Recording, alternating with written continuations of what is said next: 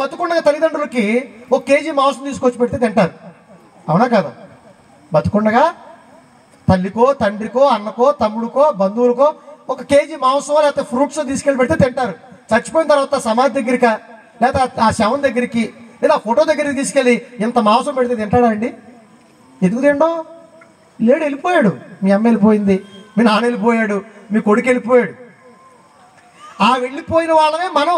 గుర్తుపెట్టుకోండి, అది ఎవరో అది ఏంటో అన్న సంగతి మనుషులకు అర్థం కాదు కనుక ఈ రాత్రి మనం తెలుసుకునే ప్రయత్నం చేస్తున్నాం. అందుకే యేసు ప్రభు మాట్లాడుతున్నాడు ఏమని, నేను ఎక్కడి నుంచి వచ్చానో, నేను ఎక్కడి నుంచి వచ్చానో, నేను ఎక్కడికి వెళుతునో, మళ్ళీ తర్వాత నా తల్లి గర్భంలోకి వచ్చిన తర్వాత ఈ దేహం వచ్చింది, మళ్ళీ ఈ దేహాన్ని విడిచిపెట్టి వెళ్ళిపోతాను. ఎక్కడి నుంచి వచ్చాను, ఎక్కడికి వెళుతున్నాను, నేను ఎవరిని, అది నాకు తెలుసు అన్నట్టు. అది నాకు తెలుసు, నాకు తెలుసు, నాకు తెలుసు, ఈ ప్రపంచంలో ఏ ఒక్కరికి తెలియదు అని చెప్తున్నాడు యేసుక్రీస్తు వారు. నాకు తెలుసు నేను ఎక్కడి నుంచి వచ్చానో, నేను ఎవరినో, నేను ఎంతకాలం ఈ భూమి మీద బ్రతకాలో, ఎక్కడికి వెళ్ళిపోతానన్న సంగతి నాకు తెలుసు కనుక నేను చెప్పే ప్రతి విషయం వాస్తవం, సత్యం. మీకు తెలియదు కనుక మీరు చెప్పేవని అబద్ధాలు. అదే మీరు చెప్పారుగా, నేను ఎవరినంటే డాక్టర్ అని చెప్పావు, నిజమా? వచ్చావు కనుక డాక్టర్వి, బతుకున్నావు కనుక డాక్టర్. చచ్చిన తర్వాత నీకు ఏమైనా ఉద్యోగం ఇస్తాడా? బతుకుంటేనే ఉద్యోగం ఏదైనా, అంతే కదా? వెళ్ళిపోయాడు, డాక్టర్గా వెళ్ళిపోయాడు. ఎవరు ఏమంటే డాక్టర్ ఉద్యోగం తెచ్చుకుని ఆయన వెళ్ళిపోయాడు. ఎంతకే ఉదయభాస్కర్ వెళ్ళిపోయాడు. పేరు కూడా దానికే, పేరు కూడా నాకే, బాధ కూడా నాకే, ఆకలి కూడా దానికే, ఈ శరీరానికి ఏం లేదు. అర్థమవుతుందండి? అదే యేసుప్రభు చెప్తున్నాడు, నేను ఎక్కడి నుంచి వచ్చానో, ఎక్కడికి వెళ్ళిపోతున్నాన్న సంగతి నాకు తెలుసు కనుక, నేను ఎవరో నాకు తెలుసు కనుక మీ గురించి మీరు సాక్ష్యం చెప్పుకుంటే, నా గురించి నేను సాక్ష్యం చెప్పుకుంటే సత్యమే, నిజం. అంటే నేను చెప్పే మాటలన్నీ కూడా నిజం. ఇది తెలుసుకుంటే మీరందరూ కూడా జీవ పెరుగులోకి వస్తారని యేసుక్రీస్తు చెబుతున్నాడు అండి. అర్థమైందండి? ఈ విషయాలు మీకు అర్థమైతేనే మీరు కూడా జీవ వెలుగును సంతరించుకుని మీరు చక్కగా బ్రతుకుతారని యేసుక్రీస్తు వారు ఎంత చక్కగా చెబుతున్నారు చూడండి. చాలా జాగ్రత్తగా ఆలోచించండి ప్రియమైన దేవుని పిల్లలారా. అంటే యేసుక్రీస్తు వారు ఎక్కడి నుంచి వచ్చాడు, ఎక్కడికి వెళ్ళిపోయాడు, ఎక్కడి నుంచి వచ్చాడు, ఆయన ఎవరు, ఎక్కడి నుంచి వెళ్ళిపోయాడు, ఆ సంగతి ఇంకా మనకు అర్థం కావాలంటే యోహాను సువార్త 6వ అధ్యాయం 63వ వచనం నేను చెప్తున్నాను చూడండి ఒకసారి. ఆ మాట కూడా చూడండి. యోహాను సువార్త 6వ అధ్యాయము 63వ వచనం ఎవరు మాట్లాడుతున్నారు చూడండి ఒకసారి. ఆత్మయే, చూడండి, ఆత్మయే. అంతే. ఇంతకీ మనం ఎవరో చెప్తున్నాడు. ఇప్పుడు జీవింప చేసేదేంటో చెప్తున్నాడు, ఈ దేహాన్ని నడిపించేదేంటో చెప్తున్నాడు, ఈ దేహాన్ని కదిలించేదేంటో చెబుతున్నాడు, ఈ ప్రపంచానికి తెలియని విషయాలు చెబుతున్నాడు, ఈ ప్రపంచానికి అర్థం కాని విషయాలు చెబుతున్నాడు. జాగ్రత్తగా వినండి. ఆత్మయే, ఆత్మయే అంటే ఈరోజు ప్రపంచంలో ప్రతి శరీరాన్ని కదిలించేది ఎవరయ్యా అంటే అది నువ్వే. ఆ నువ్వెవరంటే ఆత్మ అని చెప్తున్నాడు చూడండి. ఆత్మ అంటే మనం ఎవరమండి, మనం ఎవరమండి చెప్పండి గట్టిగా, పర్లేదు, మనం ఎవరమండి, ఆత్మలం అండి. ఆ ఆత్మకే పేరు పెట్టారండి. ఇంత కనబడుతున్నా ఈ రూపం చూడండి ఉదయభాస్కర్, ఇది ఒరిజినల్ రూపం నేను కాదండి. నేను ఎక్కడున్నానండి, ఈ దేహంలో ఉన్నానండి. నన్ను ఎవరైనా చూశారండి? ఎవరు కనపడినండి. నేను సిద్ధయ్య గారు కూడా ఎవరు కనపడ్డాం.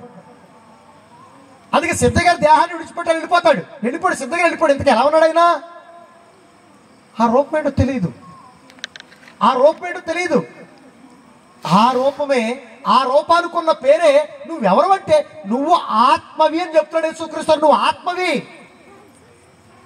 కానీ ప్రపంచంలో మనుషులందరూ అనుకున్నా నేను ఎవరంటే ఈ శరీరాన్ని, నేను ఇదిగోండి రూపం కనపడితే ఇదండి, నేను ఫలానా వాళ్ళ అబ్బాయినండి, ఫలానా ఉద్యోగం అండి అని మాట్లాడుతున్నారు.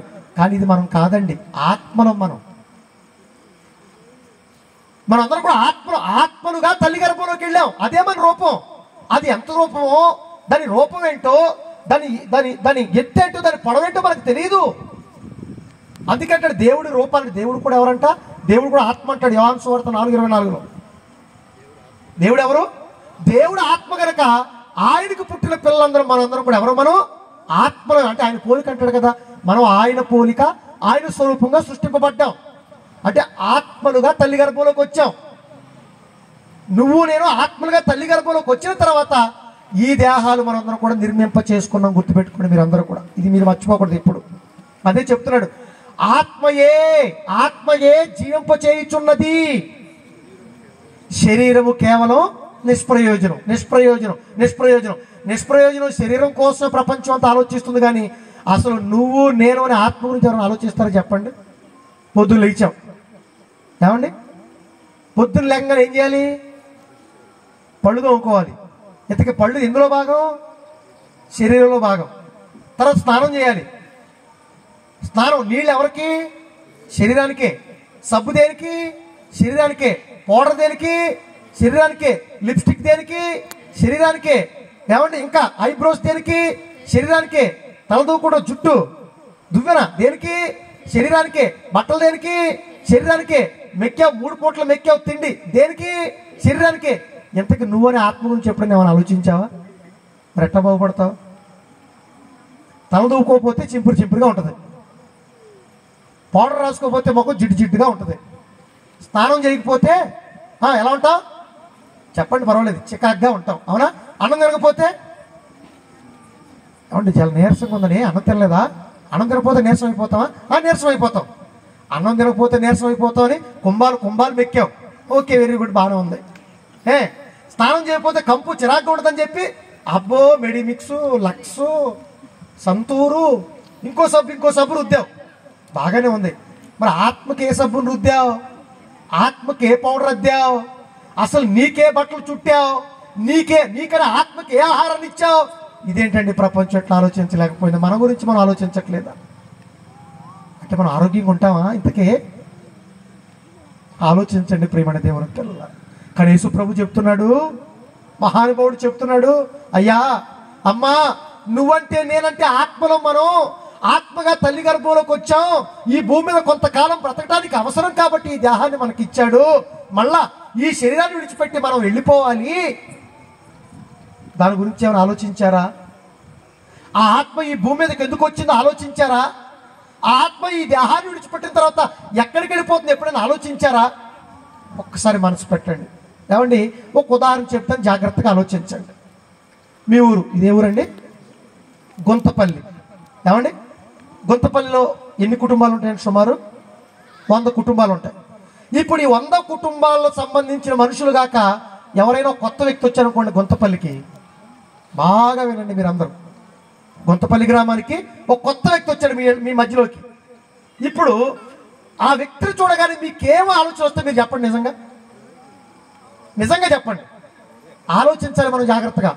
గుంతపల్లి గ్రామానికి ఒక కొత్త వ్యక్తి వచ్చినప్పుడు అతని గురించి మనం ఏం ఆలోచిస్తాం? ముందు అతను చూడగానే ఎవరితను, ఎవరి తాలూకా, ఎందుకు వచ్చాడు అని మనలో మనం అనుకుని, ఒకవేళ కొంతమంది చొరవ చూపించి ఒక అడుగు ముందుకేసి, ఏయ్ ఎవరు నువ్వు, ఎవరండి మీరు, ఎవరి తాలూకా అండి మీరు, ఎందుకు వచ్చారండి మీరు అడుగుతారు, అడగరా? నేను చెప్పండి. ఆలోచన వస్తాయి రావా? వస్తాయి. ఓకే, ఇది మనసులో పెట్టుకోండి, ఇది బాగా మనసులో పెట్టుకోండి. ఇప్పుడు నాకు పెళ్ళయింది, నా భార్య పేరు నాగమణి. మా దాంపత్య జీవితానికి ఫలితంగా నాకు ఒక కుమార్తె, కొడుకు పుట్టాడు. దేవుడు అనుకుని దేవుడు పిల్లలు నాకు ఇచ్చాడు. ఓకే, ఇప్పుడు పెళ్ళైన తర్వాత మా ఇద్దరి మధ్యలోకి ఒక కొత్త వ్యక్తి ఎంటర్ అయ్యాడు. ఎవరు? నాకు ఇచ్చిన ఆ బిడ్డ పేరు అభిషిక్త్, నాకు ఇచ్చిన బిడ్డ పేరు శ్రేష్ఠిత. ఇంతకీ వాళ్ళు ఎవరు? అప్పుడు దాకా మా ఇద్దరి మధ్యలో లేరు, కొత్త వ్యక్తి ఎంటర్ అయ్యాడు.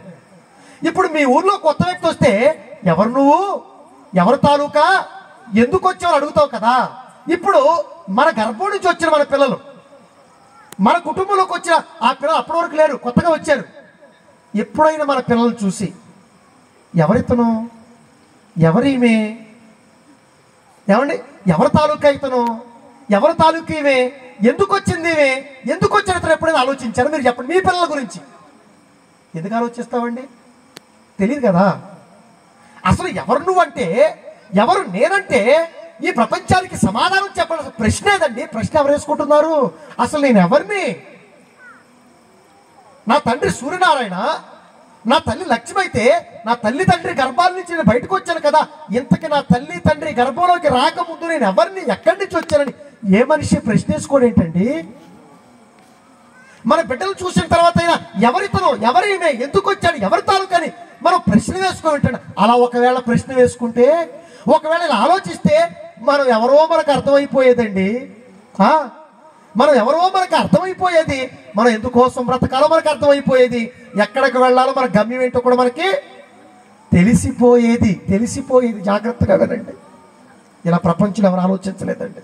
కానీ యేసుక్రీస్తు వారు ఈ ప్రపంచానికి ఈ విషయాలు చాలా చాలా చాలా చక్కగా తెలియపరిచే ప్రయత్నం చేస్తున్నాడు. అందుకే మనం ఎవరమంటే ఇప్పుడు చెప్తున్నాడు చూడండి. ఇప్పుడు 3 ప్రశ్నలు రావాలి మనకి. ఏంటది? ఎవరు ఈమె? నేనైనప్పుడే ఎవరు నేను, ఎవరు తాలూకా అంటే ఎవరు సంబంధిని, 2 అట్ ది సేమ్ టైం ఎక్కడి నుంచి వచ్చాను, ఎందుకు వచ్చాను, ఈ విషయాల గురించి మనకు అవగాహన రావాలి. అంతే కదా. ఇప్పుడు యేసుక్రీస్తు చెప్తున్నాడు ఆత్మలో మనం ఎవరమాట?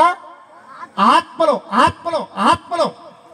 ఆ ఆత్మ జీవింప చేసేది. అందుకే ఆ ఆత్మ మనల్ని కదిలిస్తుంది, ఆ శక్తి మనల్ని కూడా చూసేటట్టు చేస్తుంది, ఆ శక్తి మనల్ని కూడా చక్కగా ఒకరికొకరు కలుసుకుని మాట్లాడుకునే విధంగా చేస్తుంది. అదే లేకపోతే అలా నిర్జీవంగా పడి ఉంటాం, మోసుకుపోతారు, ఊరి చివరి బరీలుగా ఊళ్ళో పాతి పెట్టేస్తారు మనం లేకపోతే. అది యేసుప్రభు చెప్తున్నాడు. ఆత్మయే జీవింప చేయుచున్నది, కానీ ఆత్మ గురించి ఆలోచించేవాళ్ళు లేరు, ఆత్మకు ఆహారం లేదు. కానీ కేవలం నిష్ప్రయోజన శరీరం గురించి ప్రపంచం ఆలోచిస్తుందండి. దేని గురించి ఆలోచిస్తుంది? దేని గురించి అండి? కేవలం నిష్ప్రయోజనమైన శరీరం. దేనికి నిష్ప్రయోజనం? మనం అనేవాడు లేకపోతే ఈ శరీరం ఎవరికి కావాలి చెప్పండి? ఎవరికి కావాలా? నువ్వు నేనని ఆత్మ ఈ దేహం లేకపోతే ఎవరికి కావాలి? ఏడుస్తారు, తీసుకెళ్ళొద్దండి ఉదయ భాస్కర్ని తీసుకెళ్ళొద్దండి, ఆయన శవాన్ని తీసుకెళ్ళొద్దండి అన్నారు అనుకోండి. సరేనమ్మా, నీకు బాగా ఇష్టం అనుకుంటా మీ ఆయన అంటే, మీ అబ్బాయి అంటే బాగా ఇష్టం అనుకుంటా, సరే ఉంచుకొని అక్కడ పెట్టేసి వెళ్ళిపోయారు అనుకోండి, పరిస్థితి ఏంటి? ఎవరికి కావాలి? అది యేసుప్రభు మాట ఎంత వాస్తవం ఆలోచించండి. నువ్వు నేను ఆత్మలనేవి ఈ శరీరాలు లేకపోతే ఈ శరీరాలు ఎవరికి చెప్పండి? ఎవరికి అవసరం లేదు. ఈ శరీరాలు ఎవరికి అవసరం లేదండి. ఎవరికి కావాలండి? అదే యేసుప్రభు చెప్తున్నాడు, శరీరం కేవలం నిష్ప్రయోజనం. నువ్వు అనగా శరీరం కాదు, గుర్తుపెట్టుకోండి. నువ్వు అనగా ఈ కనబడే రూపాలు కాదు, ఈ ఉద్యోగాలు కాదు, నువ్వు చెబుతున్న అడ్రస్సులు నిజం కాదు. మనం ఎవరు అంటే ఆత్మలం. గుర్తుపెట్టుకోండి, ఆత్మలం. మనం అనేవాడు ఆత్మలం. అందుకే అంటాడు, మన్నైనది వెనకటి వలె మన్నైపోతుంది, ఆత్మ తాను దయచేసిన. ఎవరు తాను? దేవుడు దయచేసిన ఆత్మ. అంటే మనం ఎవరి సంబంధులు? మనం ఆత్మ అంటే ఒకటి, మనం ఎవరి సంబంధులు అంటే చెప్పండి? దేవుని సంబంధం. దేవుడు ఎవరు? ఆత్మ గనక దేవుడు కూడా కనపడ్డాడు. గుర్తుపెట్టుకోండి, కనబడని దేవునికి రూపాలు ఇచ్చేసారు వాళ్ళ మనుషులు, అదృశ్య దేవునికి రూపాలు ఇచ్చేసారు మనుషులు. నువ్వెవడవే? నువ్వు దేవుడు చూసావా? దేవుడు రూపం ఎలా ఉండదో నీకు తెలుసా? తెలియదు. తెలియకపోయిన రూపం ఎంత గీసావు, బొమ్మ ఎంత గీసావు? ఏమండి, మనల్ని గీసింది దేవుడు, మన బొమ్మల్ని, మనకి ఒక బొమ్మను అమర్చింది దేవుడు. అంతేగాని దేవుడు నువ్వు గీయలేవు, దేవుడు నువ్వు నిర్మించలేవు. కానీ ప్రపంచం ఏం చేసిందంటే దేవుడికే రూపాన్ని ఇచ్చింది. దౌర్భాగ్యం.